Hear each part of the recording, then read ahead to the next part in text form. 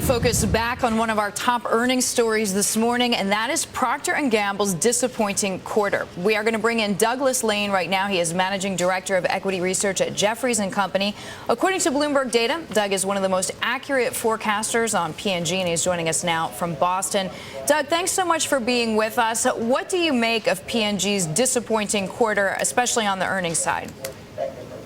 Right. The earnings per share came in at 71 cents and consensus was 73 cents. And it was right in the middle of their range of 68 to 74 cents. So consensus might have gotten a little bit ahead of the midpoint of management's range, but they had been reporting upside to earnings in the past, so I can understand that. Deirdre, I think the focus is going to be on the top line. I mean, this has really turned into a top line story near term as the company has really ratcheted up their marketing spending behind a very robust pipeline of new product innovation. So I think the number that investors are going to grab onto is the organic volume growth of 8%, the fastest volume growth for this company in 22 quarters. So, Doug, you mentioned that organic growth, and you see that as a bright spot certainly in this quarter. But what about the fact that Procter & Gamble has had to cut prices on some of their top brands, Tide, Gillette, Pampers, Pantene? We can go on. That harkens back to Tide Thursday back in May of '09 when they announced that they were going to take selected pricing initiatives in various product categories and geographies around the world.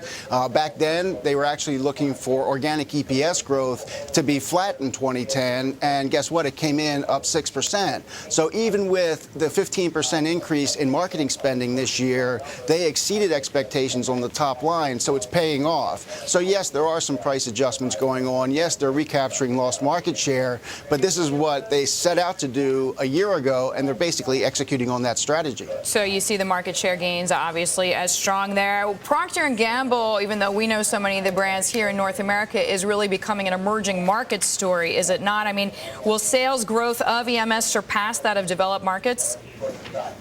Oh, certainly. Emerging markets is a big theme throughout our entire coverage universe, but I think people lose sight of the fact that Procter & Gamble has a $25 billion emerging market story, and in our view, they're underrepresented from a market share standpoint in many of these geographies. So I think we even get a double tailwind. One, the emerging markets are growing faster, and secondly, Procter & Gamble has opportunity to gain market share to be on parity with where they are in the United States and Europe.